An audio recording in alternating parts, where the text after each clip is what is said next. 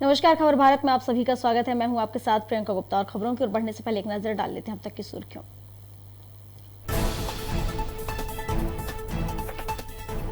कश्मीर में आतंकवादियों ने स्पेशल पुलिस ऑफिसर और उनकी पत्नी को गोली मारकर की हत्या। घर में घुसकर आतंकियों ने की अंधाधुंध फायरिंग। इलाके की घेराबंदी कर आतंकियों की तलाश जारी। ट्विटर फिर मुश्किल में, भारत में कंपनी के शिकायत अधिकारी ने छोड़ा पद। आईटी नियमों के तहत कुछ दिन पहले हुए थे अपॉइंट।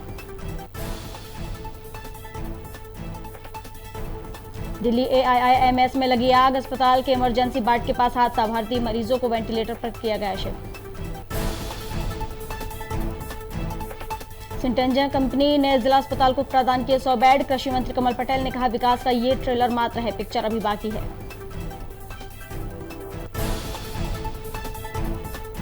और आष्टा में 1 जुलाई से चक्का जाम की चेतावनी। 20 वर्ष होने के बाद भी नहीं किया गया सड़क का निर्माण। ग्रामीणों ने शर्ट उतार कर किया विरोध प्रदर्शन।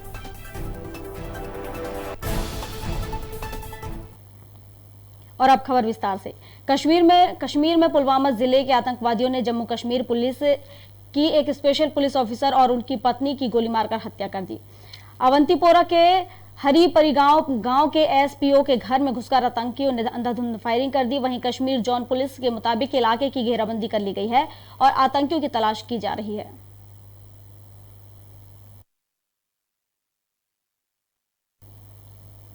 भारत में ट्विटर की ओर से अपॉइंट किए गए ग्रीवांस ऑफिसर ने नियुक्ति के कुछ दिन बाद ही अपना पद छोड़ दिया। ऑफिसर की नए IT नियमों के तहत नियुक्ति की गई थी। उसका काम यूजर की शिकायतें सुनना है और सूत्रों के मुताबिक ट्विटर ने भारत में अंतरिम ग्रीवांस ऑफिसर नियुक्त किया था। उन्होंने अपने पद से इस्तीफा दे दिया है।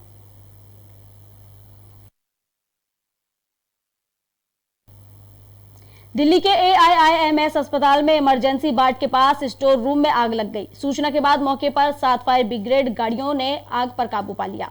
आपको बता दें कि घटना के बाद मरीजों को अस्पताल से बाहर निकाला गया। वहीं वेंटिलेटर पर मौजूद मरीजों को दूसरी जगह शिफ्ट किया गया। इस दौरान बाहर खड़े मरीजों का भी डॉक्टर इलाज कर रहे थे।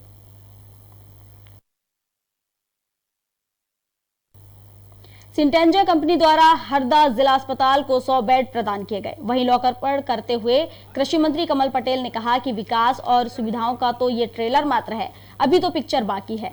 साथ ही कृषि मंत्री कमल पटेल ने सिंटेंजा कंपनी के क्षेत्रीय अधिकारियों को सिटी स्कैनर मशीन की आवश्यकता से भी अवगत कराया।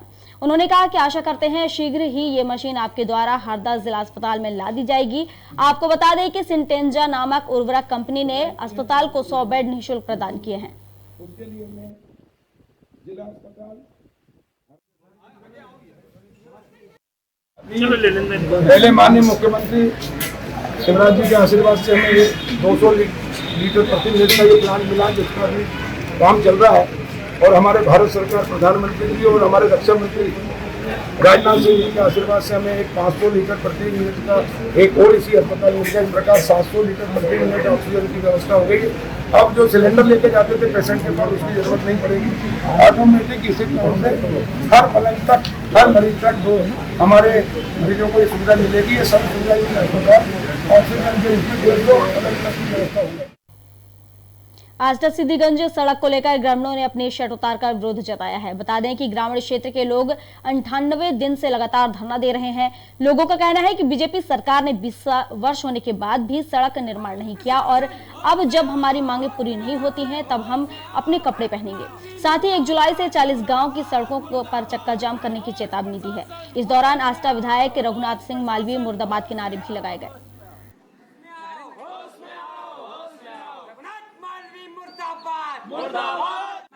प्रशासन होश में आओ, प्रशासन होश में आओ, हट मालवीय मुर्दाबाद, मुर्दाबाद, मुर्दाबाद, प्रशासन होश में आओ। पिछले 10 सालों से ये सड़क इस तरह की है और इस पर ना प्रशासन के कानों पे जू रेंग रही है और ना ही सरकार के कानों पे कोई जू रेंग रही है।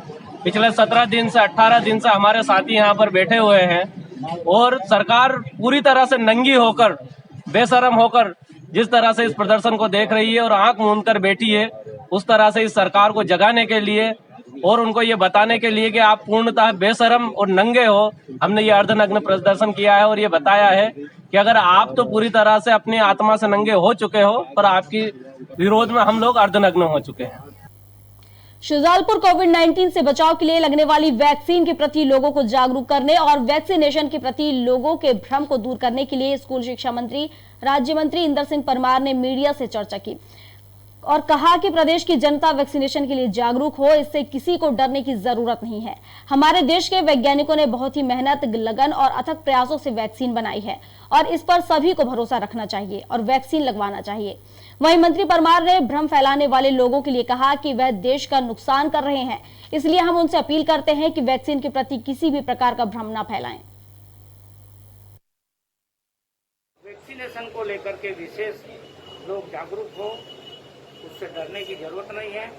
हमारी वैक्सीन हमारे देश के वैज्ञानिकों के अथक परिश्रम से, मेहनत से बनाई हुई है, उन पर विश्वास करना चाहिए और सबको वैक्सीनेशन में आगे आकर के भाग लेना चाहिए और अपने आप को सुरक्षित करना चाहिए। कि ये भ्रम के कारण देश का नुकसान होगा, ये किसी एक व्यक्ति का नुकसान नहीं, देश की जनता का नुकसान होगा, देश का नुकसान होगा।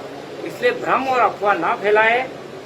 इसीलिए हम समाज से, जनता से, मीडिया के माध्यम से, अन्य माध्यम से हम जागृति का अभियान चला रहे हैं, जन जागरण का अभियान चला रहे हैं कि हमारा जो वैक्सीन है वो सुरक्षित है, उससे घबराने की जरूरत नहीं है। और ऐसे समाज के जो प्रमुख है उनसे भी हम ये अपील कर रहे हैं, उनके माध्यम से भी हम सब में अपील करा रहे हैं और इस अभियान को निरंतर हम गति दे रहे हैं। हमें पूरा विश्वास है, जो 1 महीने पहले लोगों में धारणा थी आज काफी बदल चुकी है और इसके कारण से हमारे जो वैक्सीन सेंटर है उनमें खूब भीड़ लग रही है। लोग युवा आ रहे हैं, सब लोग आ रहे हैं और इससे लगता है कि हमारे सब लोग लगभग वैक्सीन को बारे में समझ चुके हैं और आगे आने वाले। रतलाम में सहारा इंडिया चिटफंड कंपनी के प्रमुख सुब्रत राय और अन्य आरोपियों के खिलाफ पुलिस अधीक्षक गौरव तिवारी के निर्देश पर आलोट थाने में भारतीय दंड संहिता की धारा 420 और मध्य प्रदेश निरपेक्ष के हितों का संरक्षण अधिनियम की धारा 6(1) के तहत अपराध पंजीबद्ध किया गया है। सहारा इंडिया चिटफंड कंपनी में आलोट के व्यापारी, मध्यम वर्गीय, गरीब और मजदूर व्यक्तियों ने अपने मेहनत मजदूरी से कमाई हुई धनराशि से बचत कर सहारा इंडिया में निवेश किया था। यह बचत की राशि बच्चों के विवाह, शिक्षा या इलाज के लिए काम आएगी, लेकिन निवेशकों द्वारा जमा की गई अपनी ही राशि के भुगतान के लिए सहारा ऑफिसर के चक्कर काटने पड़ रहे हैं, जिसको लेकर पूर्व में भी आलोट थाने में प्रकरण दर्ज है। मैं सहारा का उपभोक्ता हूँ। मेरे 3.5 लाख रुपए सहारा में अटके हुए पड़े और उस चक्कर में मैं सहारा इंडिया के मैनेजर के पास गया था और उससे पैसे की बात करने गया था। उसने मेरे ऊपर गाली गलौज करके 100 नंबर बुलाकर मेरे ऊपर FIR दर्ज करवा दी। आज जो सहारा के मैनेजर और मालिक के ऊपर एक आपराधिक प्रकरण दर्ज है, आपके बारे में क्या कहना? सत्य परेशान हो सकता है पर थकता नहीं है। आज पुलिस प्रशासन पे मुझे विश्वास था। आज पुलिस प्रशासन ने सहारा इंडिया के मैनेजर के साथ सुब्रत राय के ऊपर भी केस दर्ज करा है। उससे मुझे बहुत संतुष्टि है। ये कल बलियादी लाल की मैच्योरिटी भी हो गई और काफी 2-3 सालों से पैसे नहीं दे रहे हैं और चक्कर। झाबुआ जिले में कोरोना काल में इन दिनों निम्बोली ग्रामीणों के लिए वरदान साबित हो रही है। आपको बता दें कि नीम से निकलने वाली निम्बोली की मांग बढ़ने की वजह से इसके भाव में भी बढ़ोतरी हुई है। यही वजह है कि इन दिनों बाजार में निम्बोली की बम्पर आवक हो रही है। बाजार में अगर निम्बोली के भाव की अगर बात करें तो 1200 से 1500 रुपए प्रति क्विंटल भाव से बाजार में खरीदी जा रही है, जो कि मक्का और गेहूं की कीमत के ही बराबर है। हाँ, सुबह सुबह बीन कर फिर सुखा लेते, सुखा कर फिर बाजार में बेचने जाते। अगले साल तो 800 रुपए कुंटल थी, अभी 1400 की कुंटल बिक्री। तो बिक के हम हमारा गुजारा कर लेते। साग सब्जी, कई हल्द मिर्ची कुछ भी ले आते बाजार से। बड़ा वेणी फिर ना उकाड़ी वेसवा जाइए, ऐसी शाक भाजी, हल्द मसाला सब लाइए। लोगों को कुछ मिला के रोजगारी मिल रहा है, भाव भी अच्छे मिल रहे हैं, जिससे मक्का और ज्वार से भी अच्छी बिक रही है। 1500 से लगा के 2200 रुपये तक बिक रही है। लोगों को रोजगार भी मिल रहा है। लॉकडाउन के कारण लोगों को छाँव में बैठ कर बिनने में भी अच्छी सुविधा हो रही है। उसमें कुछ भी लगता नहीं है, ना तो खाद लगता है, ना बीज लगता है। उसमें प्राकृतिक से पका हुआ मिलता है। फल आपको 14-15 रुपये किलो बिक रहा है। अच्छा उनको मार्जिन मिल रहा है उनको। जिले के जमोड़ी थाना क्षेत्र में बाइक से आ रहे युवक का डिवाइडर से टकराकर गंभीर एक्सीडेंट हो गया, जिससे उसके सिर पर चोट और आंख में चोट लग गई। युवक को पुलिस ने जिला अस्पताल पहुंचाया। आपको बता दें कि युवक को नशे में होना बताया जा रहा है। वहीं डॉक्टरों ने युवक की हालत गंभीर होने पर रीवा रेफर कर दिया, जहां डॉक्टरों ने उपचार जारी रखा है।